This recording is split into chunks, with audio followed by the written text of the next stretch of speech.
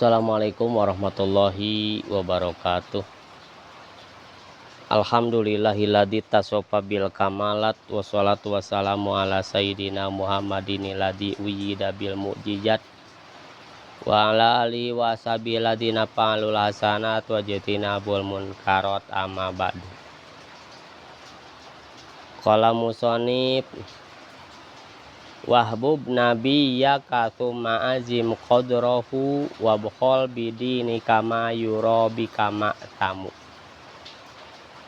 Alhamdulillah urang tiasa kepang deui kanggo ngaderes neraskeun anu parantos kalangkung.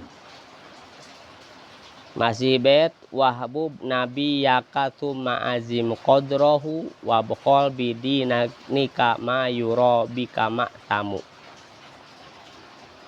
Tipayun nembe cabang iman anu ka 14 nyaeta mika cinta ka nabi urang sadaya buktosna Kangjeng Nabi Muhammad sallallahu alaihi wasallam. Teras cabang iman anu ka 15 nah ayeuna urang teraskeun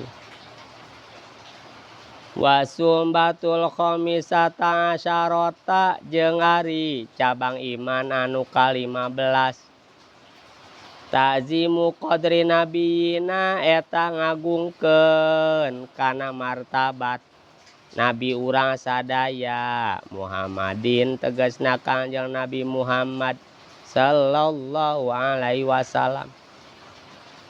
Biayari pakuyen nganyaokeun si jalma uluwa qadrihi kana luhurna martabatna nabi wa yuroi jeung ngariksa eta jalma al adaba kana adab inda dikrihi dina nalika nyarioskeun Kangjeng Nabi wasima ismihi cinareng nguping jenenganana Kangjeng Nabi wadisihi jeung hadisna Kangjeng Nabi Muhammad sallallahu alaihi wasallam wa yuktiru sareng nyeurkeun eta jalma sholata kana maca sholawat wasalama sareng maca salam alaihi ka Kangjeng Nabi Muhammad sallallahu alaihi wasallam wa yatani jeung ngabenerkeun eta jalma pitibai sunati dina nuturkeun sunana Nabi Muhammad sallallahu alaihi wasallam. Qala ngadawuh Allah taala la tarfa'u aswatakum fawqa sautin nabi la tarfa'u ulah narikeun aranjeun aswatakum kana pirang-pirang sora aranjeun fawqa sautin nabiyyi kana saluhureun suantenna Kangjeng Nabi Muhammad sallallahu alaihi wasallam. Kajanten cabang iman anu nomor ka-15 ngagungkeun martabatna Kangjeng Rasul Muhammad sallallahu alaihi wasallam.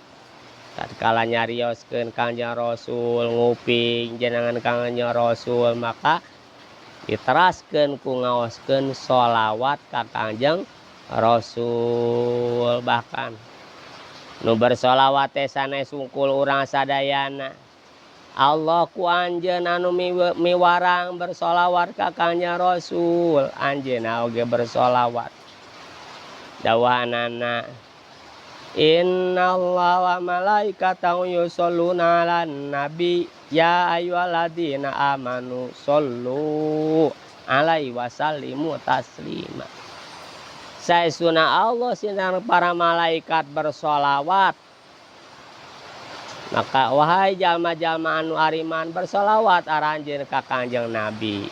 Nah namun maksud bersolawat ulama nyebatkeun mana sholawat yakhtalifu biikhtilafil musolli bahwa bersolawat bakal benten manana kumaha atana pisaha anu bersolawatna upami Allah sanes mang nyuwunkeun deui sabab anjeunna anu kagungan rahmat sareng salam tapi Allah bersolawat ka Kangjeng Nabi nyaeta kumaparinan rahmat sinareng salam. Upami para malaikat nyaeta mang nyuhunkeun rahmat sinareng salam. Nah bersolawat urang nyaeta ngaduakeun ka Kanjeng Rasul supados dipaparinan rahmat sinareng salam. Bahkan sing sajama anu ngaoskeun sholawat ka Kanjeng Rasul sakali bakal kenging 10 kasaean. Sinareng deui aya anu nyebatkeun sing saha jalma anu teu ngaos sholawat tatkala diaoskeun jenengan Kanjeng Rasul teu diteraskeun ku sallallahu alaihi wasallam eta teh pangkoret-koretna jalma. Maka bersolawat, seueurkeun sholawat. Mudah-mudahan urang sadayana kaangkan umatna Kanjeng Rasul Muhammad sallallahu alaihi wasallam di dunia dipaparinan kajembaran oge di akhirat kenging syafaatul udma na Kanjeng Rasul Muhammad sallallahu alaihi wasallam. Allahumma sholli wa sallim wa barik alaihi. Wallahu alam bissawab.